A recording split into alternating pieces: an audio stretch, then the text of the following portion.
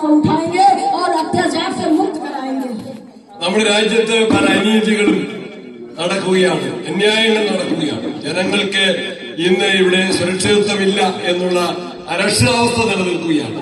ഈ അന്യായങ്ങൾക്കെതിരെ പോരാടാൻ നമുക്ക് നേതൃത്വം നൽകുന്നത് സോണിയാഗാന്ധിയാണ്, രാഹുൽ ഗാന്ധിയാണ്, പ്രിയങ്ക ഗാന്ധിയാണ്. ഇവരുടെ നേതൃത്വത്തിൽ നമുക്ക് ഈ അന്യായങ്ങൾക്കെതിരെ, അനീതികൾക്കെതിരെ ശക്തമായ ജനമുന്നേറ്റം സംഘടിപ്പിക്കാൻ സാധിക്കും.